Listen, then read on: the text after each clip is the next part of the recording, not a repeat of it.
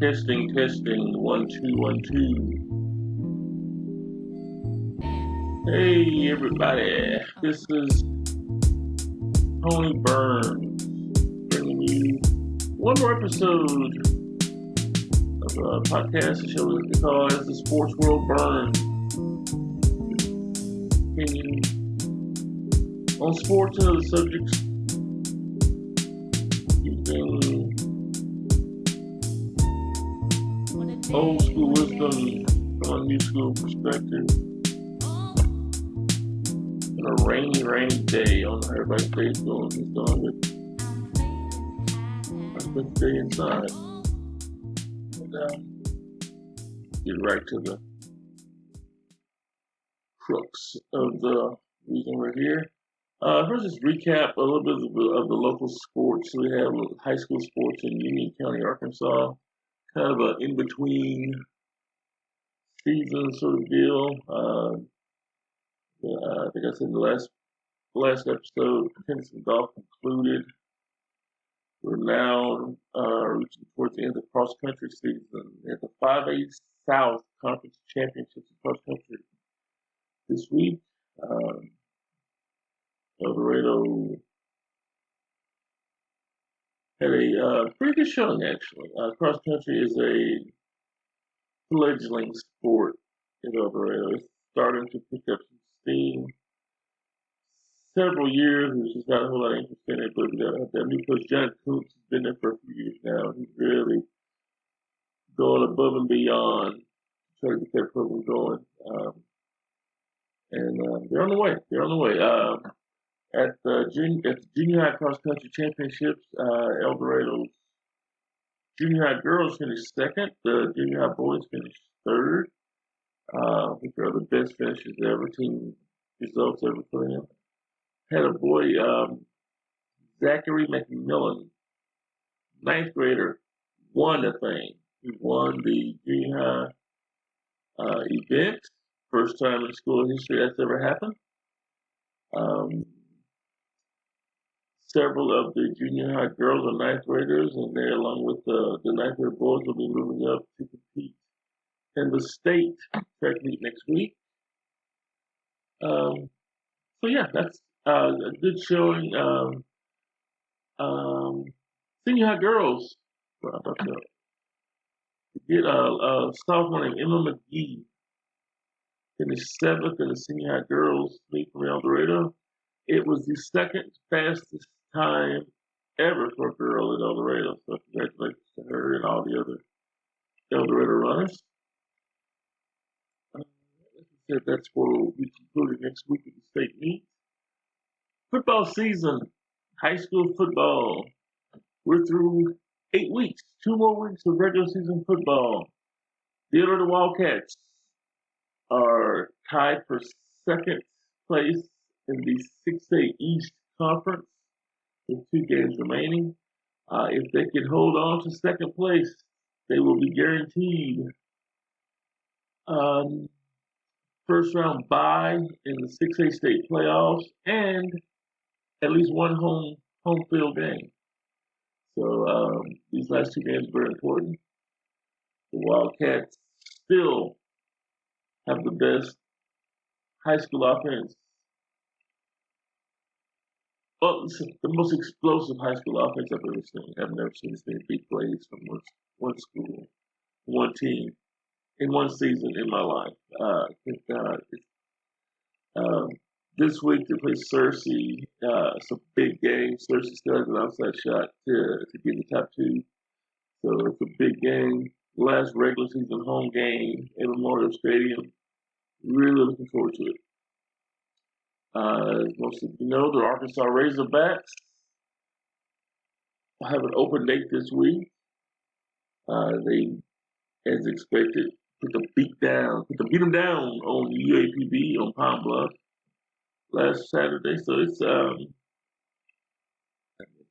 not going to say Palm Bluff. I'm about to say it's a 2-week bye, but I mean, it's important for them to try to get some people healed in 2 weeks before they get back into the SEC. Arkansas's 5-3. Of course, they had a 3-game losing streak. in the SEC, and people, I can't understand fans. Someone jumped off the bandwagon for whatever reason, and I say, if someone had come to you before the season and said, going into the bye week, the Razorbacks be 5-3. With the schedule ahead, included Texas A&M, Georgia, Auburn, Ole Miss. You would have taken it. Of course, you would have taken it. You'd have been a fool not to take it. 5-3 with that schedule, and so keep everything in perspective with the Razorbacks. Um, they're doing this. They're still on the right track. How good they're going to be is going to be recruiting. I keep saying every week. They got to recruit. They got to get some depth. And they're playing a top 10 schedule with the number 30th ranked recruiting class. So, I mean, I don't know what you expect the coaches to do. But, you know, hopefully, we'll see. But I'm stammering here. I think the Razorbacks doing great. I enjoy watching them play. They have a quarterback now they haven't had in a while. Great offense. I agree with Coach Pittman. He said Traylon Burks, the great receiver from Warren. This will likely be his last year. Yeah, he's going to get paid to play. Of course, he'll probably. I don't blame him. I don't think anybody could blame him. But they have some good receivers. They seem like they're bringing in some more good receivers. So we'll see. They can't replace him. Don't get me wrong. They're not going to bring in another Traylon Burks.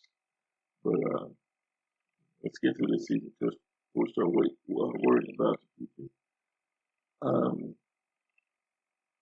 Kind of touching on that a little bit, they played at War Memorial Stadium on Saturday against Pine Bluff, and the big scuttlebutt is now at some point they're going to have to stop playing in Little Rock. And it's strictly for recruiting. You cannot bring a high school recruit in Little Rock. You have to be on campus to host recruits. So they're basically missing out on a recruiting date by playing in Little Rock. The people in South Arkansas, it's not good. I'm trying to think of a different word. It sucks, but it sucks that you're gonna have to drive all the way to Fayetteville, all clear across the state to see them. But at some point, it just makes sense. Frank Rose brought him to Little Rock, and he's no longer around, obviously. So, I don't know how many games they have left scheduled in Little Rock, but you might want to get out and see them because at some point they will be coming back. And like I said, I don't blame you. You got to get some recruits in there, and they're not at a point now where they can just keep giving away recruiting days. Just finished watching some wrestling. For those who don't know, I am a professional wrestling fan, and it's embarrassing to even admit that anymore. It's pro wrestling is so bad. It is so bad. It's embarrassingly bad. A guy was asking about it the other day, and I'd almost rather, admit to watching porn before I was watching professional wrestling. The writing is terrible. The characters are terrible. It's not written for me anymore. It's written for children. It's a cartoon, basically. They're trying to sell products. They're trying to sell T-shirts and toys. I get it. I'm still watching because I watch it my whole life. It's a habit. I say I watch it. I DVR it, and I go back and fast forward through most of it. Monday Night Raw is 3 hours, and I can DVR through this thing in like 30 minutes. And I probably won't even go back and watch this, and I'll just erase it. It's just nothing on it for me, and they're not aiming it for me. So I don't know. It's frustrating, but don't tell anybody. But yeah, I am the last adult professional wrestling fan. Kind of get nostalgic. I'll watch some bad wrestling from today, and then I'll go back and YouTube some old school wrestling from the 80s or 70s, and remember why me and my dad used to watch it when I was a kid. I don't know. And as bad as it is, there's more of it now than ever. You have Monday Night Raw, 3 hours on Monday nights, obviously. Tuesday night is NXT, which is probably the best one.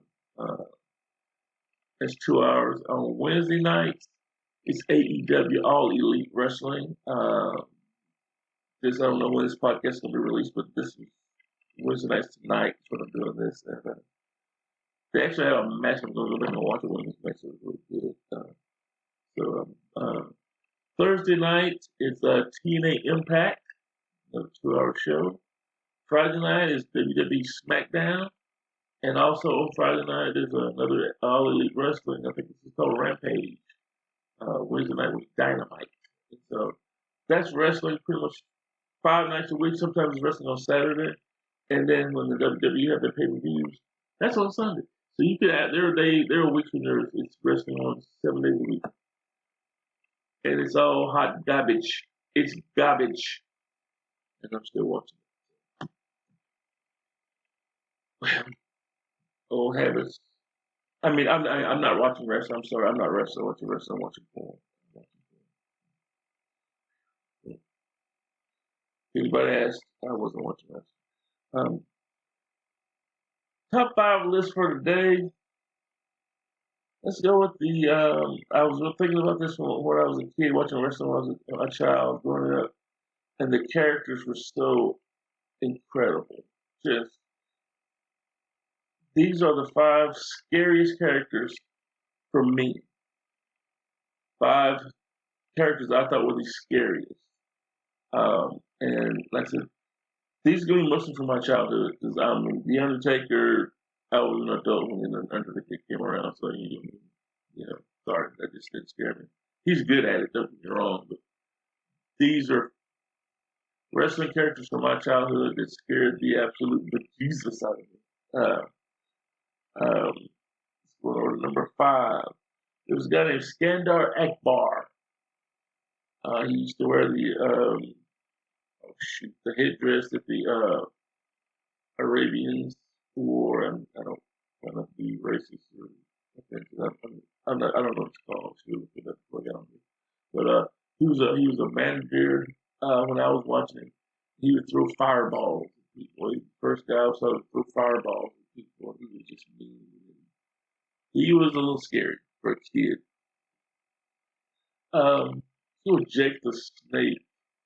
I was older. He still scared the dog out of me. He was, if you don't know Jake the Snake, he had a big python or boa constrictor. Scared in a bag. I was scared of snakes anyway. Plus, on the microphone, Jake the Snake was just evil.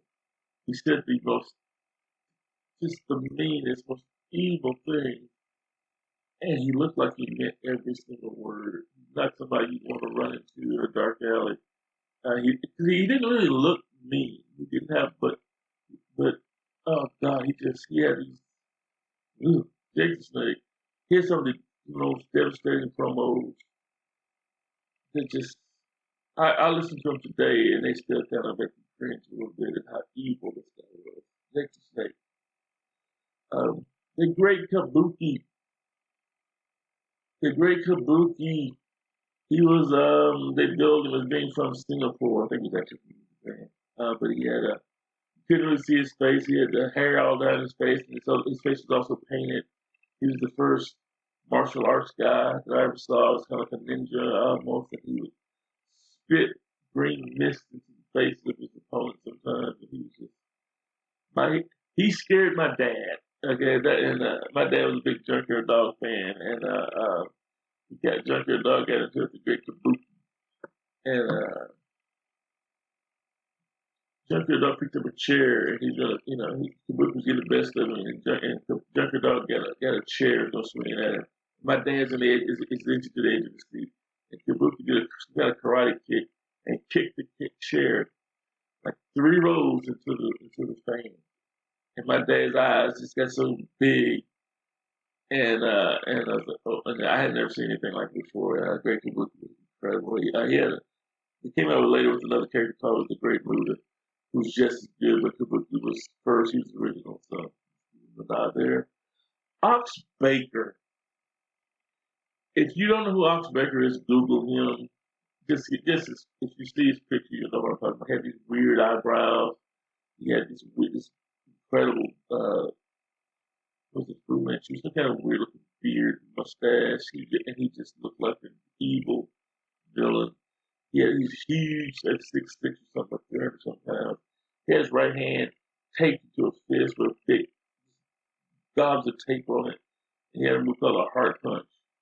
Apparently, two people died while they were messing him, and so that was his claim to fame. I've killed people with this heart punch before, and his promos are great. He was so dead scary. And the number one guy, the scariest guy to this day, Abdullah the Butcher. Again, Google him and you'll see what I'm talking about. He was disgusting, just huge. They say he's from the Sudan, but I think it's from Canada actually. The meanest, the most vicious. He would stab people with forks. That was the thing. He had a fork. He's a huge guy, and he had this big waistband that came up to his chest almost. He had forks in there. He would stick people in the face with forks, and he had some kind of like a stick or some kind of pointy stick. I don't know what it was. And his matches was just so bloody and just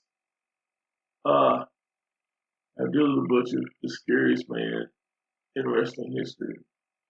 And he won't be around. And they don't. You'll never see characters like that today because they can't do characters like that today. I kind of wish. I don't want to get nostalgic, but they don't make it like they used to. Thank you guys for listening. There's a way you can subscribe. We're getting ready to get our website going. I know there's a Facebook page already. Please log on to it, or I'm not sure how you join it or subscribe to it. I need to get into that to figure out exactly what I'm talking about. But I appreciate your support. If there's a way to subscribe to this, please do. And I look forward to another episode. Next work.